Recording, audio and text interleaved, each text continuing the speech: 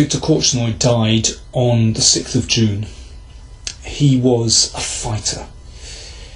He was a survivor. He was belligerent. He was opinionated. He had a scathing wit. But he also had charm and a fantastic sense of humour, actually. On the chessboard, he'll be best remembered for his matches against Anatoly Karpov in 1974, and then the World Championship matches in 78 and 81. And of course, he had a bitter rivalry with Anatoly Karpov. Bitter rivalry doesn't do it justice. Korchnoi had a visceral hatred for Karpov. Of course, Karpov was the blue-eyed boy of the Soviet system, and Korchnoi had defected from the Soviet Union in 1976, so their matches had such political significance. I witnessed their rivalry at first hand once when I was spectating a tournament in Brussels in 1987, and they were playing a game which seemed to be meandering towards a draw, but they were still doggedly fighting away. But just as the game seemed to be coming to a conclusion, Korchnoi inexplicably hung a piece. It's just a finger failure. And, he realised his error immediately, and he swept the pieces from the board with one sweep of his hand and stormed off. He was absolutely furious. Of course, Korchnoi was a great fighter away from the board as well. He survived the siege of Leningrad in World War II as a child, and he was incredibly outspoken in the Soviet Union, which eventually led to him defecting in 1976 when, during a tournament in Amsterdam, he walked into a police station and claimed political asylum. A very courageous move, leaving his homeland. So he didn't accept fate lying down. He reacted against that. And you saw that in his style on the chessboard as well. He was an incredibly proactive player, always setting problems for his opponent.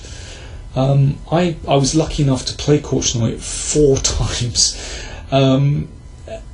Incredible experience. All those games were for me. I won 2 games and I lost 2 games as well. I'm very proud of that, of course. When he beat me, I should beat me isn't quite right. He crushed me. When he crushed me, we had postmortems, and in those postmortems, he was charming. He was, you played very well, and very happy to analyse. When I beat him, the first occasion, he pushed his chair back, knocked his chair over, and stormed off. Clearly, he wasn't very happy at losing to this patzer. But somehow I still really liked the guy, even though he could be so incredibly rude. He was just an extraordinary personality. When I was thinking of a game to demonstrate, I could have picked hundreds of brilliant games, but this one sprang to mind straight away. It was from his 1978 World Championship match against Karpov, and it was the game that brought him to 5-all in the match. The rules then were that the winner of the match was the first to 6 wins. Draws didn't count. And Korchnoi was 5-2 down in wins, but brought the score up to 5-all. And this was the game that brought the scores level. I was lucky enough to actually, on one occasion, analyse this endgame with Viktor. I'd seen some analysis that he'd given in a book, and I wanted to go through a few variations with him, which I wasn't quite sure about, and I collared him at a tournament, and he was very kind enough to analyse the game with me, which was a fantastic experience, and I love this endgame. So here we go. 31st game of his World Championship match against Karpov in Baguio 1978. Here, well, it's equal pawns, equal material in a rook and pawn endgame. Of course, Korchnoi played so many wonderful endgames. F5. It's a very, very interesting move.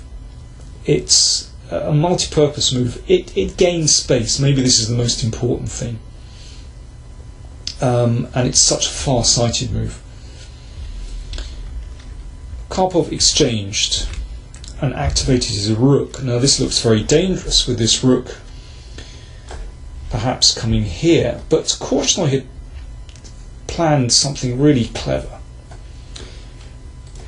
Played the king to c3, and the idea is that the king is going to come to b4, sacrifice with a5, and then march in to black's position. So for example, if rook check and the pawn is taken, then a5, a6, the king marches in on a5 and then goes to b6 and can take this pawn. This is all about space. White has this far advanced pawn and this far advanced pawn as well, close to the queening squares, and if white gets in, then he's going to be winning.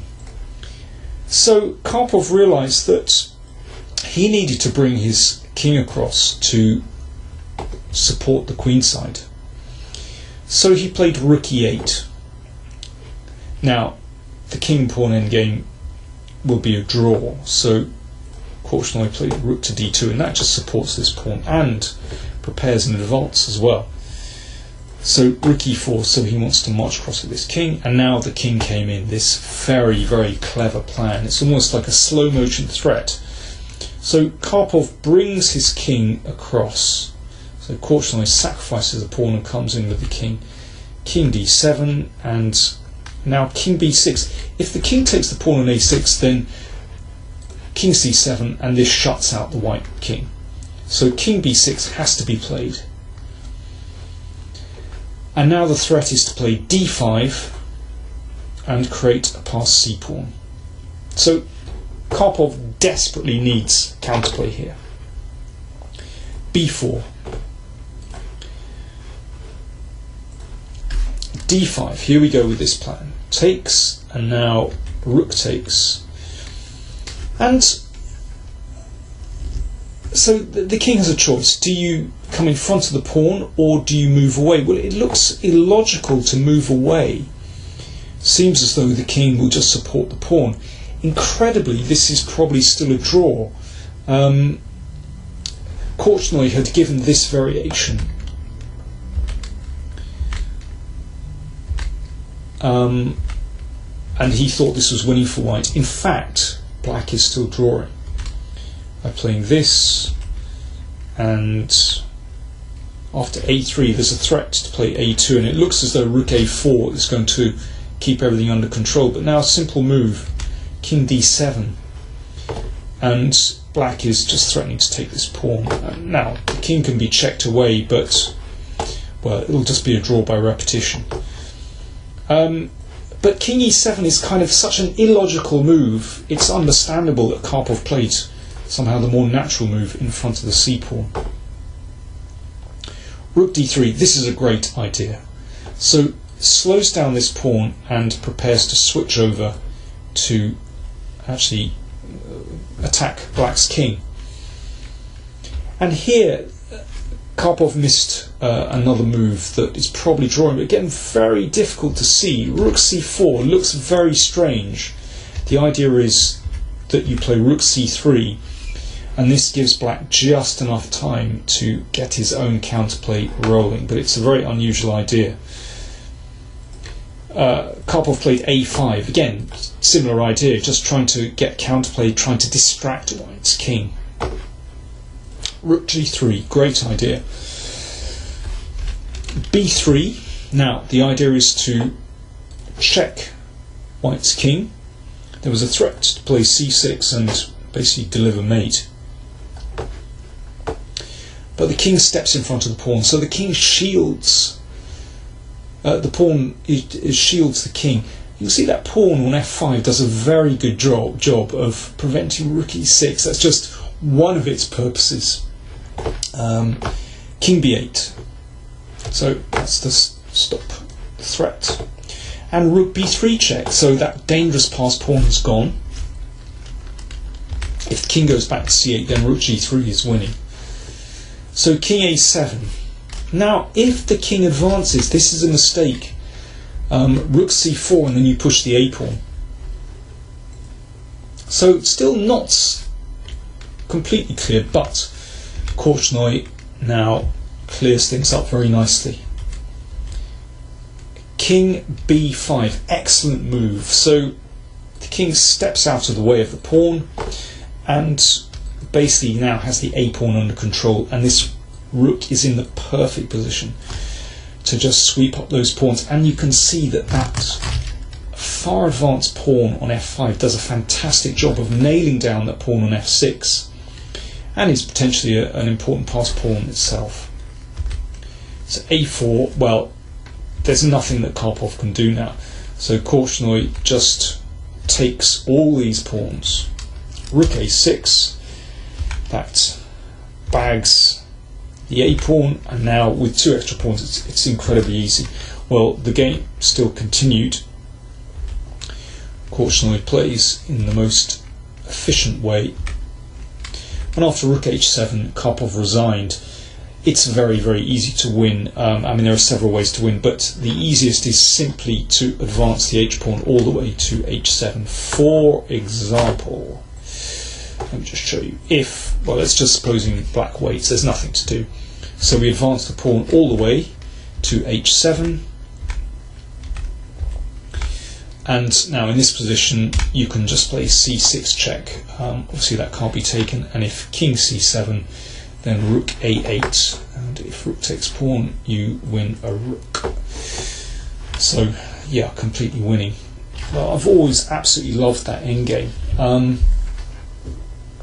A few years ago, I interviewed Korchnoi for a BBC radio programme, and I asked him, were you worried during this match that, well, were you worried for your life actually?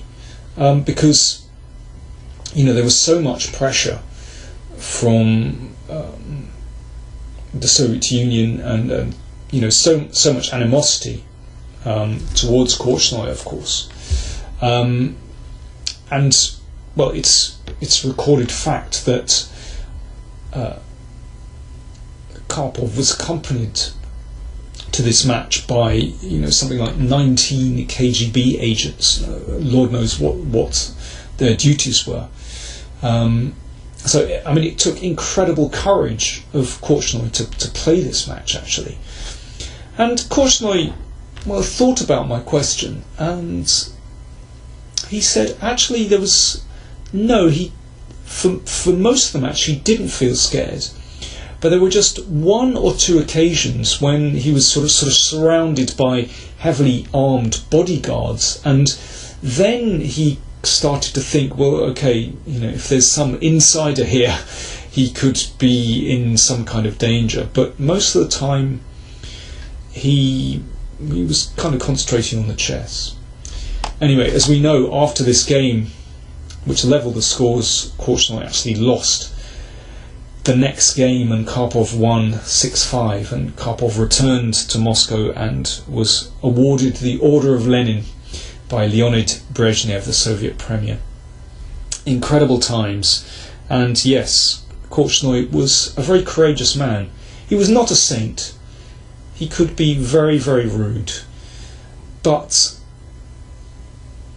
what a personality. He was one of the big personalities in post-war chess, and a sad loss for the chess world and the whole world.